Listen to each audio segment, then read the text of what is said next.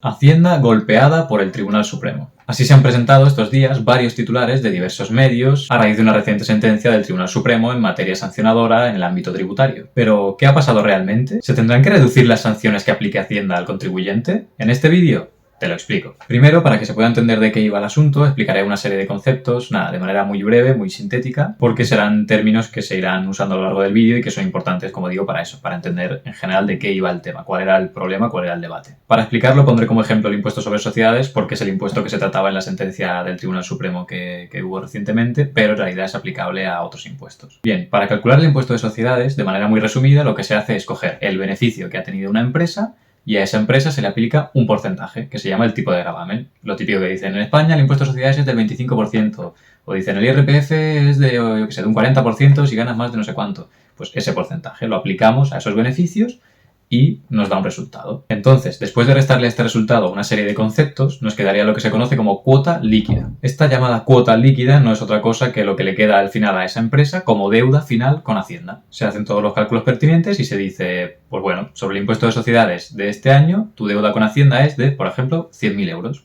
Pues esa será tu cuota líquida, lo que le debes a Hacienda. Pero existen otros dos conceptos relevantes a estos efectos, que son, por un lado, el de cuota diferencial y, por otro lado, el de pagos fraccionados. ¿Y qué son los pagos fraccionados? Pues bien, estos pagos fraccionados son unos pagos que se hacen por adelantado y que van a cuenta de esa cuota líquida, es decir, a cuenta de esa deuda total que tienes con Hacienda que comentábamos anteriormente. Siguiendo el ejemplo que hemos puesto, si yo le debía en general 100.000, pero ya he hecho pagos fraccionados por valor de 20.000, podemos decir que, bueno, estos 20.000 ya los he adelantado. Por lo tanto, yo en vez de deber 100.000, que era lo que debía en un inicio, ahora debo 80.000, porque de esos 100.000 que yo debía, ya pagué durante el año por adelantado 20.000. Bien, pues esta deuda reducida, que sí tiene en cuenta aquellos pagos que yo hice de manera adelantada, es la que recibe el nombre de cuota diferencial. Entendido esto, ya podemos explicar cuál era el debate y qué ha dicho el Tribunal Supremo. El asunto trata sobre un artículo de la Ley General Tributaria que lo que hace es agravar la sanción que a ti te impongan por una determinada infracción tributaria, y lo hace en función del perjuicio económico causado a Hacienda.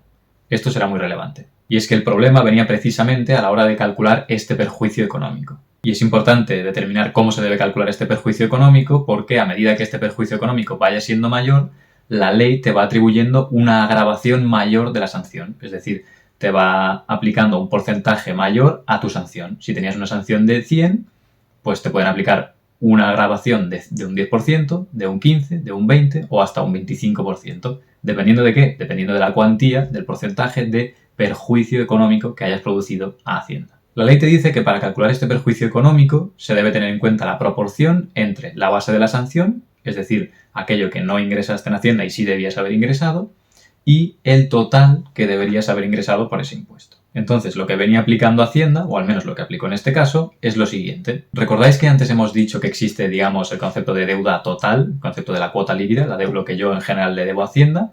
Y luego existe el concepto de cuota diferencial, que viene a ser el concepto de deuda pendiente, deuda que me queda por pagar, una vez ya hechos esos pagos fraccionados, una vez yo he hecho ya unos cuantos pagos por adelantado. Pues lo que hacía Hacienda era decir, bueno, si tú debías 100.000 euros, es decir, de cuota líquida, en total tú debías 100.000 euros, pero ya habías adelantado de esos 100.000 euros 20.000, durante el año ya habías adelantado 20.000 mediante diferentes pagos. Si luego de esos 80.000 euros restantes que te quedan por pagar, ¿no? Que esos 80.000 sería la cuota diferencial, lo que te queda por pagar después de haber descontado ya que ya has pagado previamente algo por adelantado. Si luego de esos 80.000, como digo, restantes, no pagas nada a Hacienda en la declaración, Hacienda entendía que el perjuicio económico no era de 80.000 sobre los 100.000 que tenías de la deuda en general, sino que el perjuicio económico era de 80.000 sobre 80.000, con lo cual pasábamos de tener un perjuicio económico de un 80% a un perjuicio económico del 100%. Es decir, según su argumento, una persona que tuviera una deuda de 100.000 euros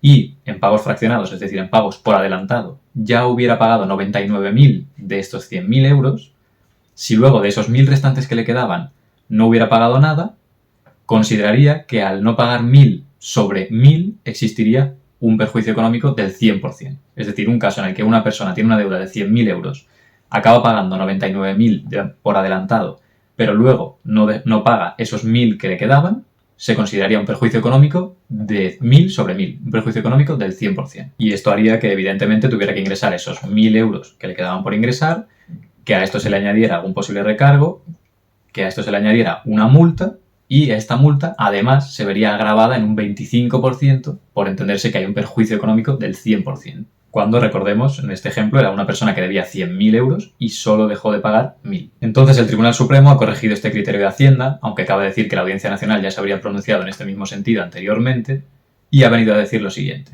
El Tribunal Supremo ha concluido que lo que hay que hacer para calcular ese perjuicio económico es coger el total de la deuda que esa persona, ese contribuyente, tenía por ese impuesto, en este caso el impuesto de sociedades, y por ese ejercicio, y ponerlo en relación con la cantidad que efectivamente haya dejado de pagar cuando sí tenía que pagarla. Es decir, si tenía una deuda total de 50.000 en ese año por ese impuesto y yo ya he pagado por adelantado 30.000 y luego después, cuando me llega el momento de pagar los 20.000 restantes, no pago nada, se debe considerar, de acuerdo con el Tribunal Supremo, que el perjuicio económico es de 20.000 sobre 50.000, en vez de considerar que el perjuicio económico es de 20.000 sobre 20.000, que sería lo que consideraría Hacienda siguiendo su criterio. Por tanto, en un ejemplo como este, pasaríamos de considerar que hay un perjuicio económico del 100%, siguiendo el criterio de Hacienda, a pasar a considerar que hay un perjuicio de tan solo el 40%, siguiendo el criterio del Tribunal Supremo. Como veis, la diferencia es abismal. Y esto provocaría que pasáramos de un incremento de sanción de un 25%, siguiendo el criterio de Hacienda,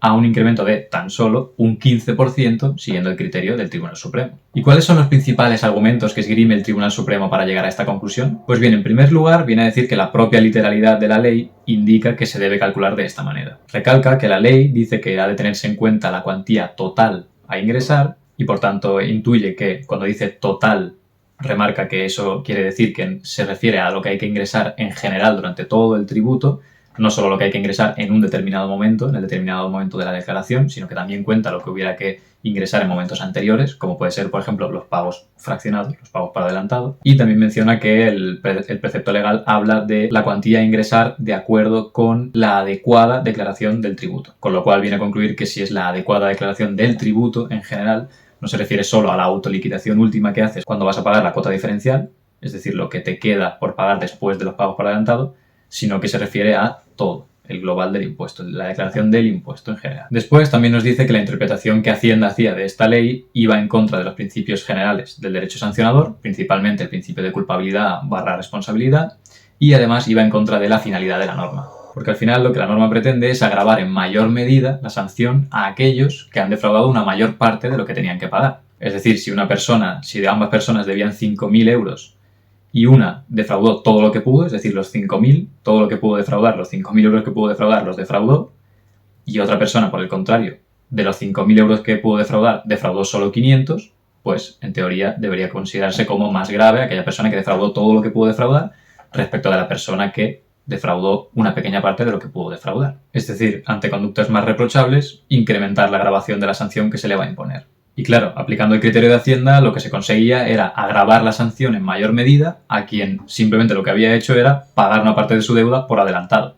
Al final, a una persona que ha pagado una mayor parte de su deuda le estaríamos diciendo que su actuación es más reprochable meramente por haber adelantado algún pago de algunas cantidades. Y esto me permite conectar con el último de los grandes argumentos del Tribunal Supremo. Y es que la interpretación de Hacienda, según dice el Tribunal Supremo, iría también en contra del principio de igualdad. Porque si os fijáis, podría darse el caso de que a dos personas debiendo la misma cantidad de Hacienda y defraudando la misma cantidad de Hacienda también, a cada una se le aplicarán distintas agravantes en función del supuesto perjuicio económico diferente. Por ejemplo, dos empresas deben 150.000 euros a Hacienda. La empresa A hace pagos fraccionados por valor de 60.000 euros, con lo cual le quedan por pagar 90.000 euros. La empresa B no hace pagos fraccionados, no hace nada por adelantado, con lo cual le seguirán quedando 150.000 euros a pagar. En el momento de la declaración del impuesto, la empresa A solo paga 20.000 de los 90.000 que le quedaban por pagar. Y la empresa B solo paga 80.000 de los 150.000 que tenía pendientes por pagar. Si os fijáis, ambos han defraudado 70.000 euros partiendo de una misma cantidad total de deuda que era de 150.000. Pero aplicando el criterio de Hacienda, la empresa A habría causado un perjuicio económico a Hacienda de un 77,7%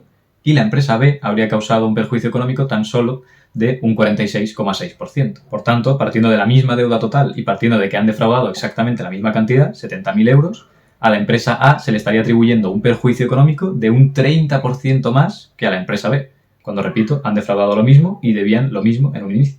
Y esto haría que a la empresa A se le incrementara en mayor medida la sanción que a la empresa B. Por último, si tuviera que quedarme con alguna frase de la sentencia del Tribunal Supremo, sería: lo importante no es cuándo se defrauda, sino cuánto se defrauda. Hasta aquí mi explicación, espero que os haya quedado todo claro y espero también que os haya resultado lo más interesante posible. Y con esto me despido, agradecería evidentemente que me dejarais un like, un comentario, que os suscribierais, todo eso ya sabéis que va muy bien para colocar el vídeo, que si no el algoritmo no lo recomienda.